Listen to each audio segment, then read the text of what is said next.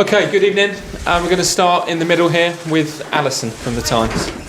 Hi, Alison. Because there's 3 teams on 7 points, does it feel like a must-not-lose game or a must-win game? I think it's a must-not-lose game because of the position that we're in. We lost ground in the first game against Valencia. We've made up a lot of that ground, but I always felt it would be a tight group, and the reality of it is that we are in this situation. So yeah, we don't want to lose the game. It doesn't mean we're out if we lose, but it puts us in a very difficult position. John. Hello, Frank. I was just wondering, sort of, kind of do you learn a lot about your players on sort of occasions like this? You know, you've got a lot of young players, but they've really come through so many challenges, and tonight is such a big test, such a big opportunity for them, isn't it? Yeah, I think so. I think we will, because they've shown in a lot of moments already this season that they're up to certain challenges. The Champions League has given us different ones because people can.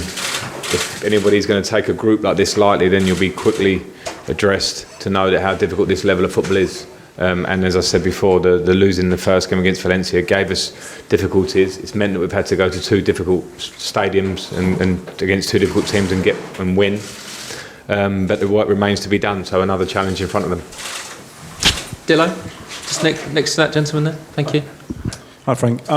The first game that Valencia won 1-0, I think you were saying afterwards that you kind of admitted that your players looked raw, looked inexperienced in the Champions League, and that was a big learning curve for them. How far do you think they've come in terms of their maturity since that night? Because it seems like a long time ago now, doesn't it? Yeah, long enough that I don't remember saying that they look raw, but I'm not sure. Is that what you said? Yeah. No, I don't think it was a fact of them being raw. I think in the team we've got, whether they're young or not, I think we have quality in this team to take on a lot of teams in Europe. What happened on the night, I felt like we were the better team. We conceded a goal, which I think my major feeling after the first game was the lesson that will always be there, whether you're an 18-year-old or 32, is that in the Champions League, if you sleep for one moment, you can lose a game at this level. And that was a lesson in the first game. Since then, of course, we've shown moments where we've gone to Lille and gone to Ajax and got results in very tough places, and we'll need to take every bit of concentration, every bit of focus into this game, because the rules always remain the same, particularly when you travel in the Champions League, particularly when you come to a stadium like this, which is a fantastic stadium to play football, but can be a very difficult one when you're the opposition coming here. Has it surprised even you what they've done in the Champions League since then? No, not really, because I believe in the group and I believed in us having the ability to go to Lille, go to Ajax and get results, and the character shown in the comeback against Ajax at home was another small step for the group. So yeah, no, it hasn't surprised me, but I know there's more to come. Matt. Frank, does this game at all present a different opportunity, straight pressure for the team in that they have qualification in their hands if they win, and yet you could also be left in quite a difficult position to actually get through if they don't win? Yeah, and then that's the reality of it.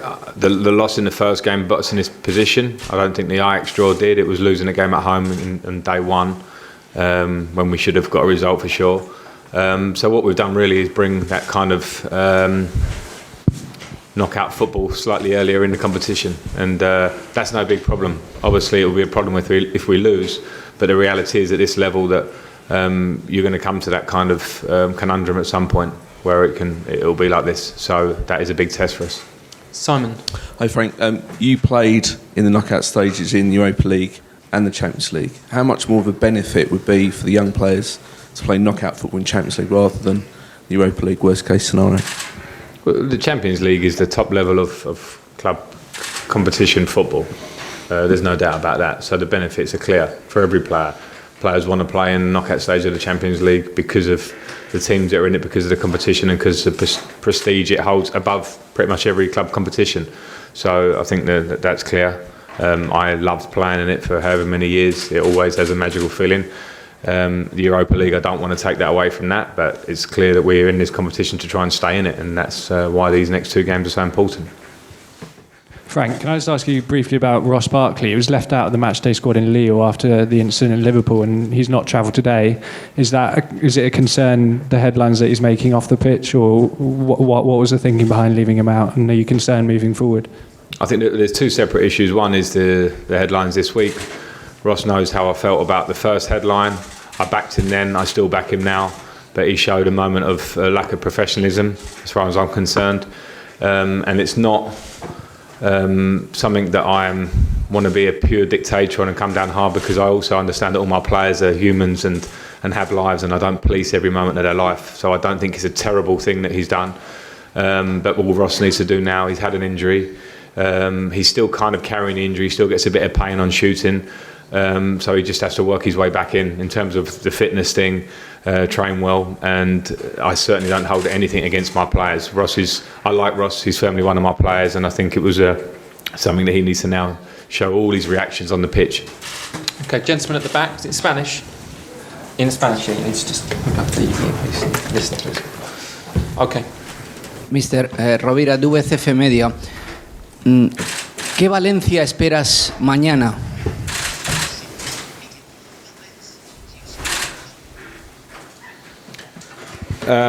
I've watched a lot of Valencia's matches, not just in the Champions League but in La Liga, and we have the experience of playing against them. So I expect a very organised team. I expect a team with quality, a lot of quality in attacking areas, the two strikers, the wide players that they have. And my feeling is that, having played at this stadium, that it's not just a team, but it's the support and the atmosphere. And when they come together and they're playing well and the atmosphere is strong, it's a difficult game for everybody. So I expect a difficult match. James? Frank, after the game on Saturday, you said about moments in boxes being the decisive factor. Do you think that's going to be the same tomorrow night? I think it's always the same. Because at Manchester City, you talked about a particularly high-level game of two teams going at each other. So the moments in the box are always going to be the things that can tip those games. And every game in the Champions League, pretty much at this level, can be decided in that way. There can be a battle in midfield. They can be tight. They can be difficult. But you have to be clinical in both boxes as a rule of football, and particularly at games when there's so much at stake and when the opposition or the match is tight. Okay, last question, Jacob. Frank, Tammy's done so well this season, but if there's maybe just one slight criticism, it's that he's perhaps not quite done it in some of those big games. He's not perhaps scored in those big games. Is that a concern for you, and is tomorrow night perhaps a chance for him to show he can do that? No, because it depends what you classify as a big game. If you want to talk about Lille away in a difficult Champions League evening, that's a big game for me. If you want to talk about every game in the Premier League, that's a big game for me. So there are... if you want to classify the top six in the Premier League, who are the top six? What are the top six? From week to week it changes. So Tammy scored a big number of goals. He's second in the Premier League rankings for a reason. He scored a goal in Europe. He scored for his country recently. I've absolutely no fears about him. Okay, very last one, Matt, and then we've got to go. It's not a particularly serious question, I'll admit, but the Valencia coach today said that you did a good job as Coventry manager last season. I'm just wondering whether you might think that they've not done their research properly. I don't know what to say. I don't know what to say to that. I'm guessing he got Coventry and Derby confused. I know geographically they're not a million miles away, so that can be his mistake. I'm sure he meant it, or he didn't mean it badly, I guess. I'll pull him on it tomorrow and we'll see. Thank you very much. Good evening. Any injuries happening to you? Sorry. Yeah, well, we've got Callum Hudson-Odoi is not available. He's getting better through the week, so hopefully he will be for the weekend. Tony Rudiger, thankfully, now we're talking match fitness as opposed to the injury itself. So he's training hard, and it will be more days and weeks as opposed to months as it has been. So those are the two that are out. Thanks. Cheers.